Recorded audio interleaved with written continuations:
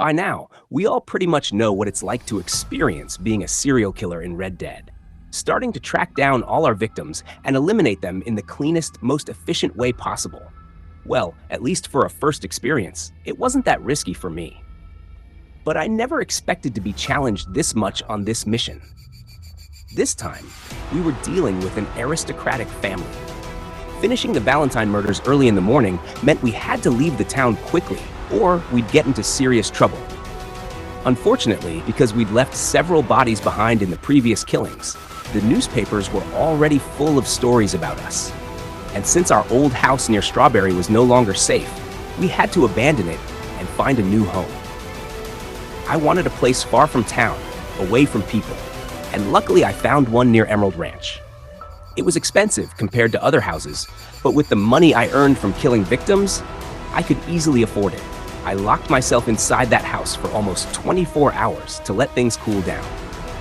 After spending a whole day indoors, I finally went out, bought myself new clothes, grabbed nearly every weapon from the gunsmith that I thought I'd need, and even tracked down someone near the St. Denis docks who sold hot air balloons, something I knew I'd need for safety. After all that, I could finally rest. I had money, I was far from danger, and the tension in town had settled. Nobody even knew I existed. Until one morning, out of nowhere, a letter arrived. It seemed someone had discovered my actions and had identified me. And yes, you guessed right. Someone had actually hired me to kill their own family.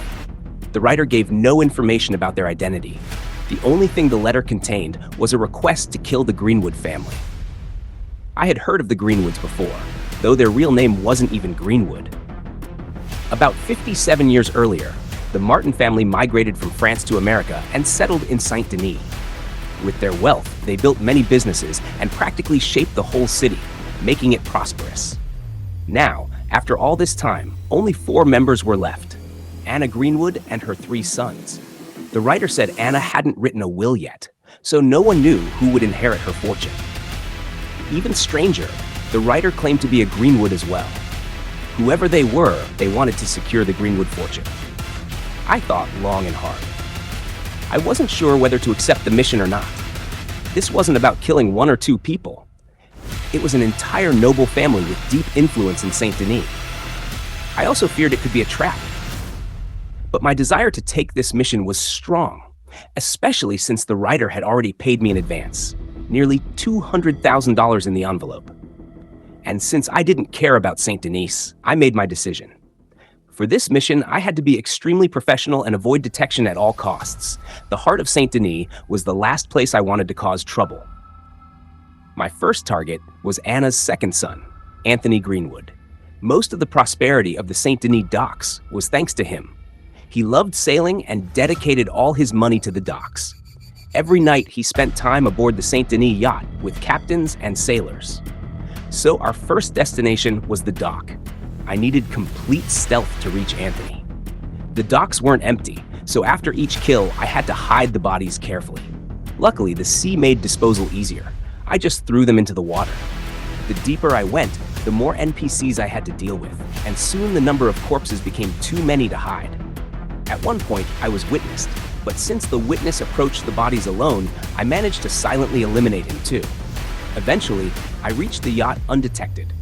Thankfully, Anthony wasn't on the upper deck. If he had been, the guards would have spotted me instantly. He was alone at the back of the yacht. I reached him quietly from behind the crates and eliminated him without anyone noticing.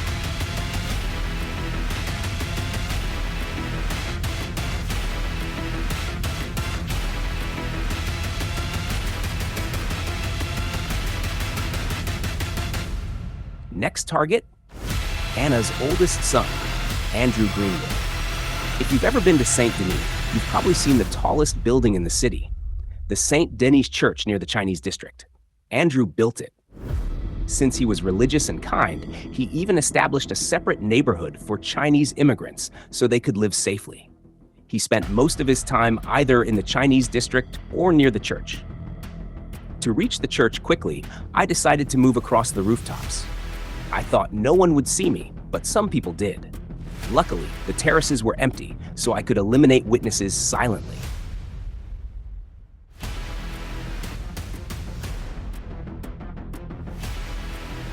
I reached the church, but a police officer stood at the front entrance, so I had to circle to the back. The gardens made it easy to hide, but the gardener became my first required kill there. I circled the church but couldn't find Andrew until I reached the side of the building. There he was, sitting quietly by a grave. Perfect opportunity, except someone else had just sat beside him. So I had to eliminate that person first, then kill Andrew.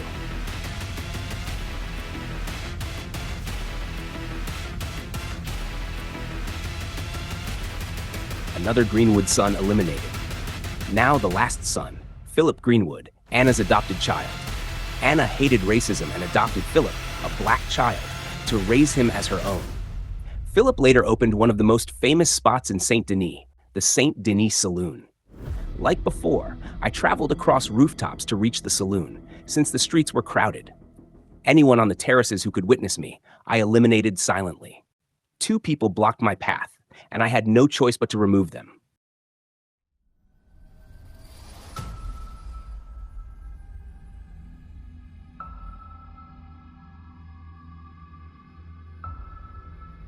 I also had to hide their bodies due to the crowd. I prayed Philip wouldn't be inside the saloon, because reaching him among so many people would be nearly impossible. Luckily, the saloon had a back courtyard, and Philip happened to be there. Perfect. But the moment I killed him, someone turned the corner. I hadn't seen them coming. No matter how hard I tried, I couldn't catch them in time. They saw everything. I became witnessed and wanted. But I managed to escape without being identified again. Now for the final target and the hardest one, Anna Greenwood herself. The Greenwood mansion was right next to the Saint Denis police headquarters. Worse, because of my earlier detection, the police had surrounded the entire estate. I needed to approach through back alleys to even get close. After some struggle, I finally reached the mansion and saw it completely guarded. I couldn't see Anna anywhere. I guessed she might be on the balcony, but the pillars and plants blocked my view. I had no choice but to step directly in front of the mansion. And yes, I finally saw her. But I couldn't hit her with a bow from that distance. I had to use my sniper. This was the last target. Whatever happened would happen. I aimed, fired, and eliminated Anna Greenwood. Then I had to run for my life before the guards realized what happened. As expected, I was witnessed, wanted, and the enemies around the mansion charged at me. But I managed to steal an NPC's horse and escape before the police identified me. A few sheriffs saw me, but there were only 2 or 3, and I killed them before they got too close. Around 5:30 a.m., I finally escaped Saint Denis. I knew I had to be extremely careful now because of what had happened. I rested at home, unaware of what was coming that night. A massive group of bounty hunters and expert shooters had been tracking me from the moment I fled Saint Denis. Apparently, one of them survived the earlier encounter and followed me. My previous home was never discovered, but my new one was identified in just one night. They reached the house, but all they found was an empty building. No furniture, no signs of life. They searched everywhere, but there was no trace of me. Fortunately, I escaped before they entered the property. And this is where the balloon finally proved its worth. I had no choice but to let the wind take me wherever it wanted. Unfortunately, it carried me somewhere I never expected, somewhere I knew would be extremely hard to deal with.